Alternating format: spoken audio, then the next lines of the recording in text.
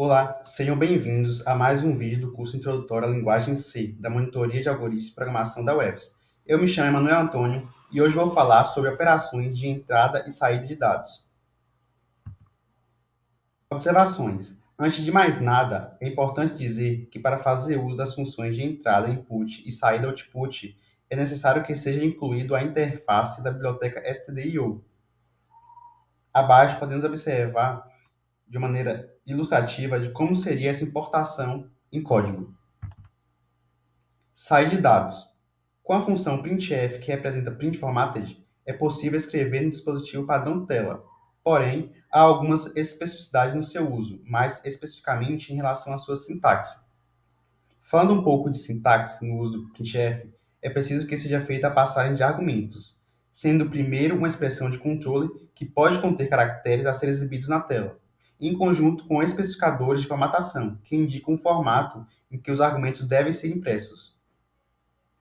Outro ponto é que os demais argumentos são variáveis, as quais se relacionam com o primeiro argumento. Observação: cada argumento deve ser separado obrigatoriamente por vírgula, por questões sintáticas.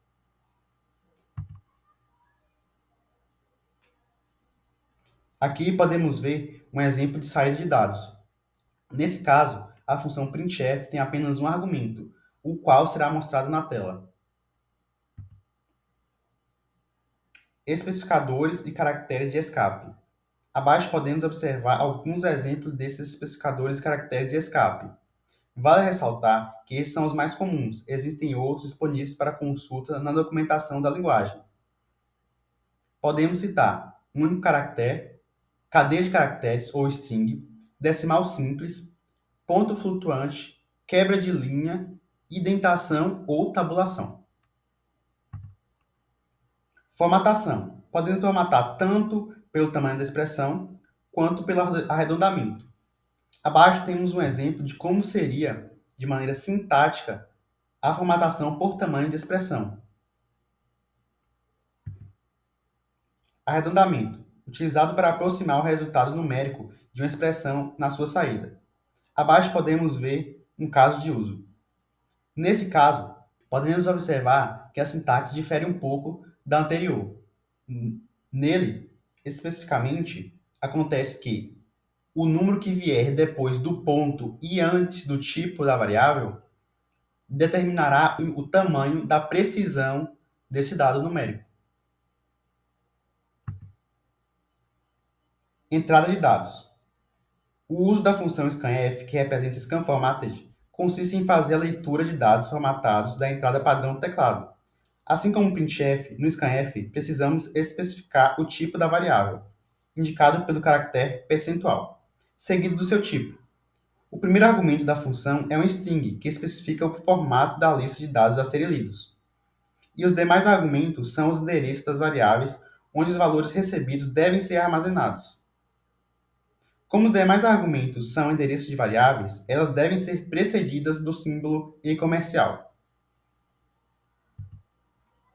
Abaixo podemos observar um caso de uso da função scanf.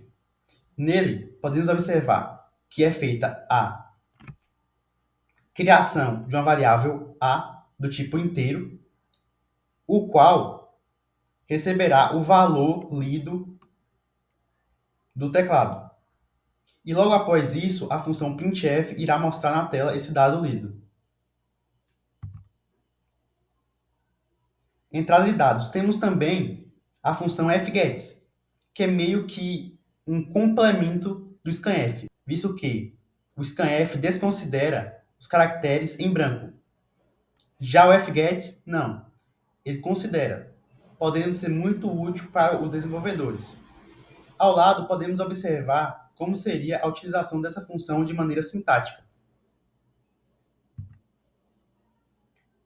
Pois bem, pessoal, o vídeo termina por aqui e essas foram as referências utilizadas para a produção desse material.